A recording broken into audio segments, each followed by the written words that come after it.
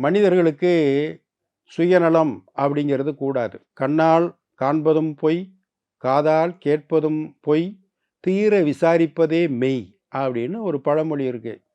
அதனால தான் திருவள்ளுவர் 2 இடத்துல மெய்ப்பொருள் காண்பது அறிவு அப்படின்னு சொல்லுவார். நீ யார் சொல்றான்னு பார்க்காத, பொருள் எப்படி இருக்குன்னு பார்க்காத, உன் சொந்த அறிவை வச்சு முடிவு பண்ணு அப்படின்னு. ஒருத்தன் சுயநலவாதி. எது கிடைச்சாலும் தனக்கு தான் கிடைக்கணும், வேற யாருக்கும் எதுவும் கிடைக்கக்கூடாது அப்படின்னே இருப்பான். எது கிடைச்சாலும் தனக்கு கூடுதலா கிடைக்கணும் அப்படிங்கிறதுலயும் இருப்பான். வீட்ல இருந்தாலும் சரி, வெளியில இருந்தாலும் சரி. வீட்ல அட்ஜஸ்ட் பண்ணிக்கிருவாங்க அம்மா, அப்பா கூட. எனக்கு தான் எல்லாமே, எனக்கு தான் எல்லாமேன்னு கேட்கும்போது, சரி போட்டும் பிள்ளை தானேன்னு விட்டுருவாங்க. வெளிய நண்பர்கள்ட்ட அது மாரி இருந்தா, நண்பர்களே இல்லாம போயிட்டாங்க அவனுக்கு. அவன எப்படி திருத்துறது?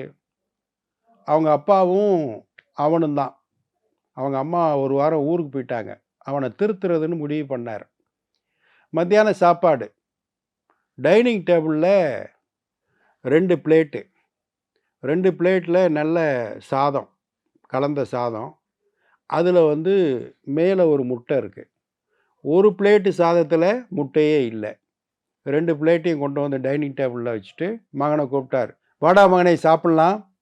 உனக்கு எந்த பிளேட் வேணுமோ அத எடுத்துக்க. டைனிங் டேபிள்ல உட்காந்து சாப்பிடலாம்னு" அப்பா கூப்பிட்டாரு. பையன் வந்தான். பார்த்தான் 2 தட்டையும்.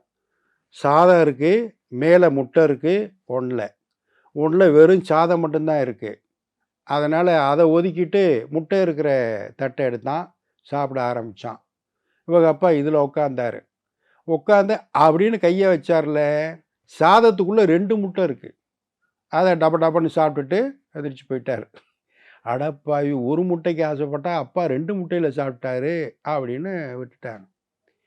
மறுநாள் அதே மாரி மத்தியானம், "வாடா மகனே சாப்பிடலாம்" அப்படின்னு கூப்பிட்டாரு. கூப்பிட்டா அதே மாரி ஒரு பிளேட்ல சாதம், ஒரு முட்டை, வெறும் சாதம் மட்டும் இருக்கிற மாதிரி. நேத்து நம்ம ஏமாந்துட்டோம். இந்த தடவ கவனமா இருக்கணும்னு இந்த முட்டை மேல இல்லாத தட்டா எடுத்துக்கிட்டான் மகன். எடுத்து வேகமா உள்ள விட்டு கைய விட்டு ஆட்டி சாப்பிட பார்த்தான் பாருங்க. உள்ள ஒரு முட்டையும் கிடையாது. இதுல ஒரு முட்டை இருந்துச்சு. இவங்க அப்பா சாப்பிட்டுட்டு போயிட்டார். 3வது நாள். இப்பதான் பையன் திருந்துற நாள். "வாடா மகனே சாப்பிடலாம்" அப்படின்னு அப்பா கூப்பிட்டாரு. ஒரு தட்டுல சாதம், மேல ஒரு முட்டை. இன்னொரு தட்டுல சாதம், உள்ள முட்டை இருக்கா இல்லையான்னு தெரியாது. இப்ப எத தேர்ந்தெடுக்கிறது? யோசிச்சான். அப்ப வந்து அப்பா சொன்னாரு, "மகனே, முதல்ல நீ என்ன பண்ண?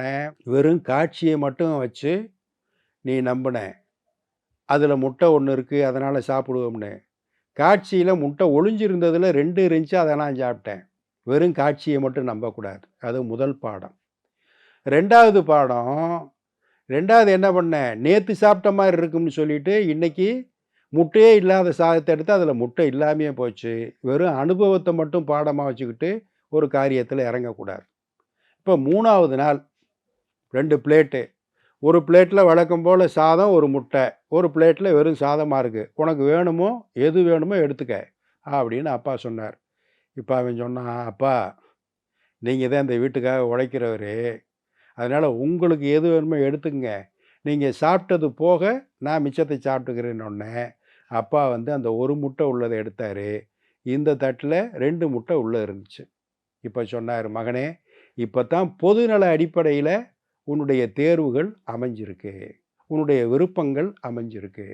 அப்படி பார்த்தோம்னா, அனுபவமோ, கண்ணால் காண்பதோ அதெல்லாம் விட்டுட்டு, பொதுநல அக்கறையோடு எந்த செயல்ல ஈடுபட்டாலும் அதுல நன்மை உண்டுன்னு சொல்லி அழகா சாப்பிட்டாங்க. அவர் 1 முட்டை, இவர் 2 முட்டை தம்பிக்கு. இப்ப பாருங்க எப்படி கிடைச்சிருக்கு பாருங்க. அடுத்த நிகழ்வில் சந்திப்போம். இந்த நாள் இனிய நாளாக அமைய நல்வாழ்த்துக்கள். வணக்கம்.